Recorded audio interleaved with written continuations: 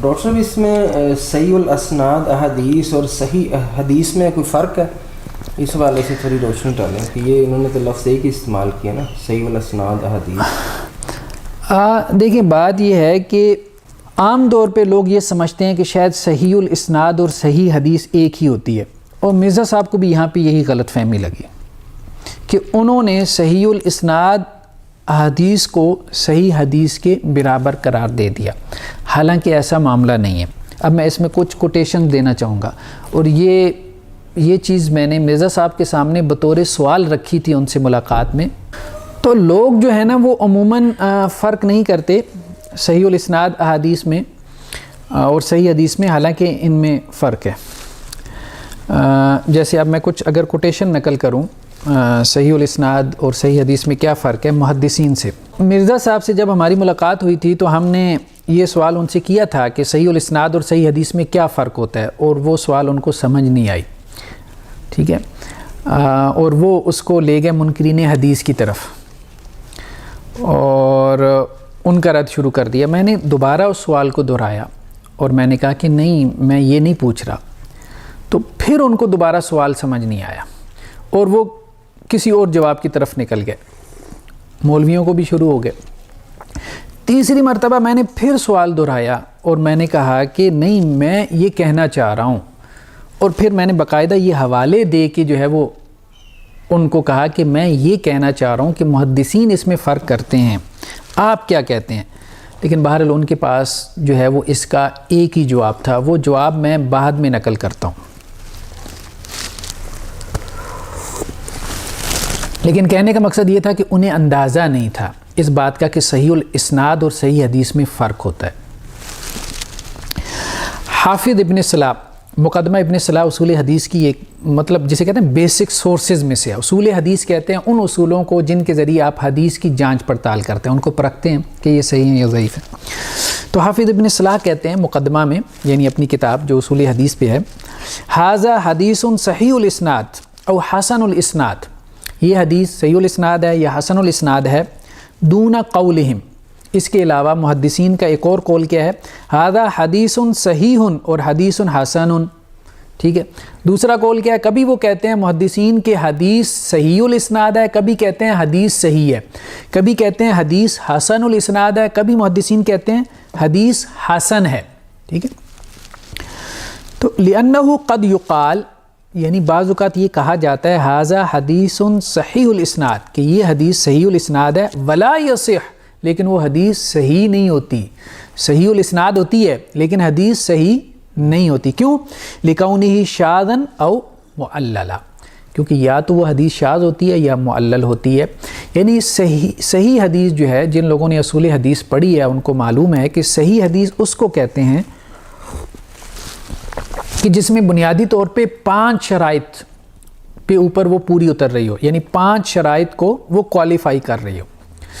ان میں سے ایک تو یہ ہے کہ راوی جو ہے وہ عادل ہو، دوسرا یہ کہ ضابط ہو، تیسرا یہ کہ اس کی سند متصل ہو۔ اچھا، اب ان تینوں شرائط کا تعلق سند سے ہے۔ ایک محقق ریسرچر جیسے علامہ البانی ہیں یا اور کوئی محدث ہیں بڑے، جب وہ سند کے اوپر تحقیق کر لیتے ہیں ایک حدیث کی، یعنی جس میں انہوں نے دیکھ لیا کہ اچھا یہ راوی عادل ہے، ضابط ہے، یا اس کی سند متصل ہے، پہلی 3 شرائط کے اوپر وہ حدیث کوالیفائی کرتی ہے تو وہ کہتے ہیں یہ حدیث صحیح الاسناد ہے۔ لیکن دوسری جو 2 شرائط ہیں کہ وہ حدیث شاذ ہے یا وہ حدیث اس کے اندر کوئی علت ہے، علت سے مراد کوئی مطلب علت ویسے تو عربی زبان میں بیماری کو کہتے ہیں، لیکن بات یہ ہے کہ کوئی خفیہ چیز، کوئی پوشیدہ اس کے اندر ایسی چیز ہے جس کا تعلق بعض اوقات اس کے سند سے بھی ہوتا ہے، بعض اوقات متن سے بھی ہوتا ہے، اصل کانٹینٹ۔ تو یہ جو چوتھی اور 5ویں شرائط ہے، اس کے لیے تحقیق کرنے کے لیے بہت ٹائم چاہیے، جو عام طور پہ محدث کے پاس نہیں ہوتا۔ وہ محدث جس نے بڑی بڑی کتابوں پہ حکم لگانا ہے، مسند احمد کتنی حدیثیں ہیں، ہزاروں حدیثیں ہیں، ٹھیک ہے، 30,000 حدیثیں ہیں۔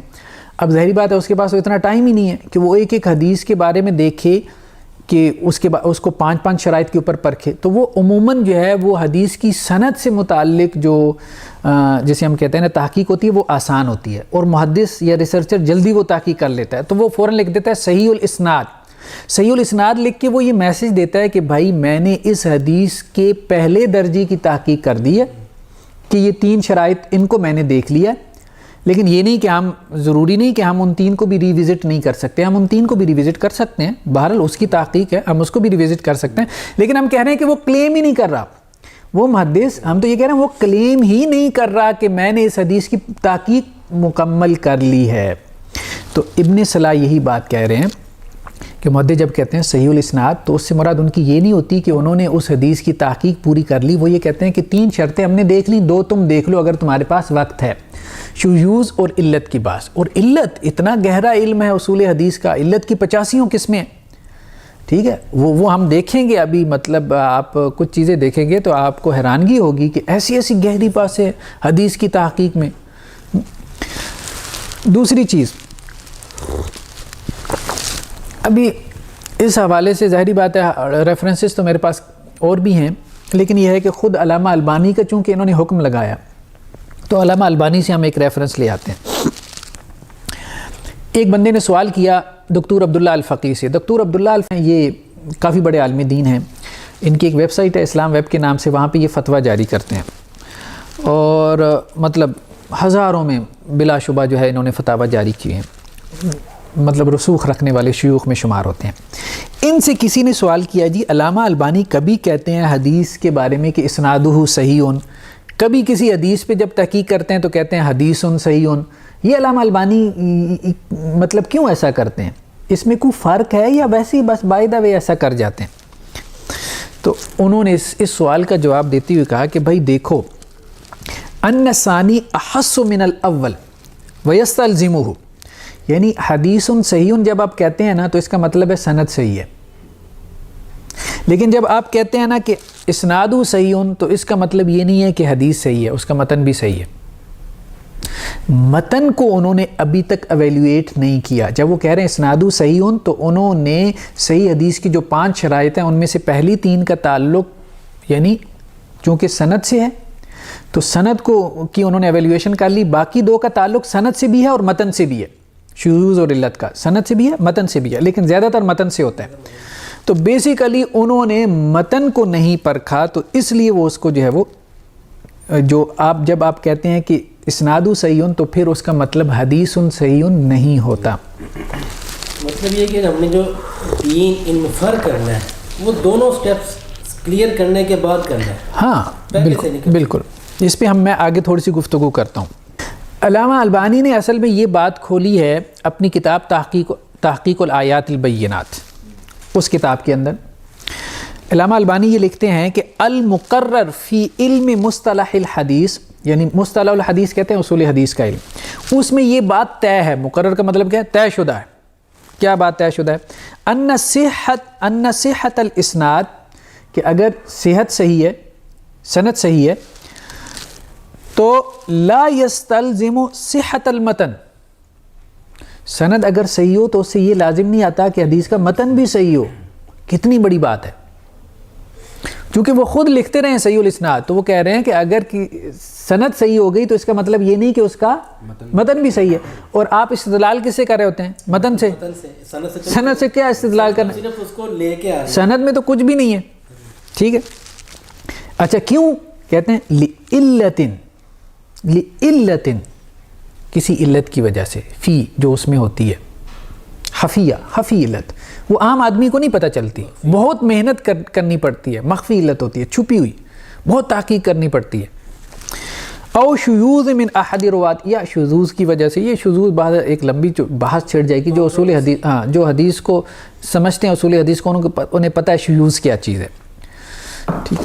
مطلب یہ ہے کہ مختلف جو ایک ہی روایت کو جب مختلف راوی نقل کرتے ہیں تو ان میں سے ایک راوی جو ہے وہ جب متن بیان کرتا ہے تو کنٹراڈکٹ کرتا ہے دوسرے کے متن سے، دوسرے کی، اس کو کہتے ہیں کہ شذوذ، مطلب وہ ان سے علیحدہ ہو گیا۔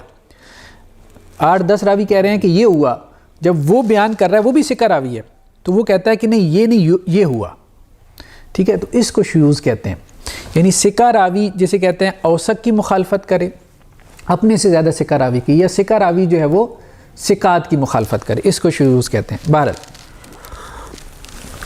تو اصل چیز یہ ہے، ابھی تک ہم نے یہ بات کی کہ اس کتاب کا اگر میں کہوں، ہم نے ٹائٹل سے شروع کرنا ہے نا، اگر میں کہوں اس کتاب کا ٹائٹل غلط ہے جی تو وہ ٹائٹل اس کتاب کا غلط ہے. یہ صحیح الاسناد احادیث کی روشنی میں تحقیق نہیں ہونی چاہیے تھی مرزا صاحب، صحیح احادیث کی روشنی میں ہونی چاہیے تھی، پھر یہ ہائیڈروجن بم بنتا.